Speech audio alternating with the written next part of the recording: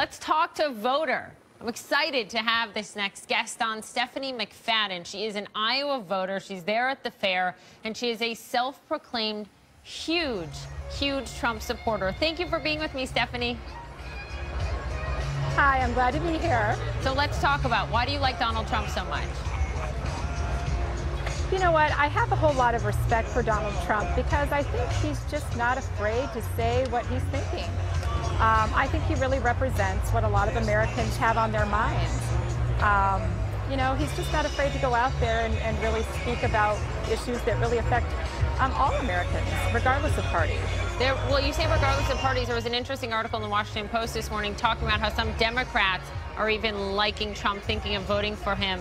I don't know if you feel comfortable revealing your party or not, but have you always been, do you always vote Republican, or are you a Democrat who likes Trump? You know what? I'm the kind of voter who votes on a person based on really their values and what they stand for. I wouldn't say that I'm really party specific. Of course, I'll admit that I lean a little more Republican. But if you can give me a Democrat whose values and principles align with my own, I'd absolutely give them a serious look.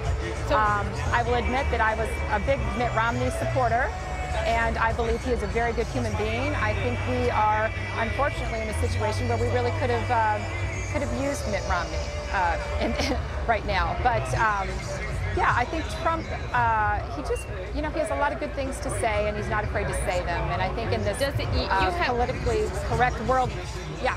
Sorry to interrupt you, Stephanie. Sorry to interrupt you. I did want to ask you this. You have said that you think Hillary Clinton is a big bully. You use that word. Can you explain why? And some other people have called Trump a bully. Do you think he is, or no?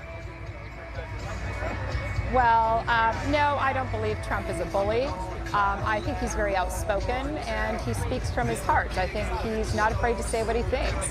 I do believe Hillary Clinton is very condescending, and I think there's a lot of really strong women in this country, who could do a great job leading this country, and it doesn't necessarily have to just be Hillary Clinton. Let's talk about Trump's record with women, right? He said, even when he landed there at the fair this morning, he said, "I cherish women." And he said that over and over again. But you know the question he got from Megyn Kelly in the GOP debate about women, what he said about women before, what he said about Megyn Kelly and the bleeding comments after that debate. Does any of that bother you as a female voter?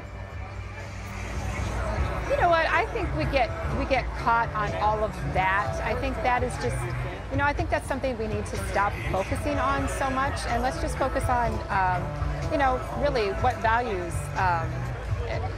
We just need to stop focusing on that kind of stuff. I think that really sidetracks what's really important. So let's talk about what's really important, right? It's jobs, it's the economy, it's big policy issues, right, like immigration, et cetera, healthcare. Stephanie, I'm not sure what you do, what your business line is, et cetera, but I wonder if you could speak personally about what Donald Trump you think will do for you and how he would help you in your life and in business. Well, I feel like what's really important right now is absolutely jobs and the economy.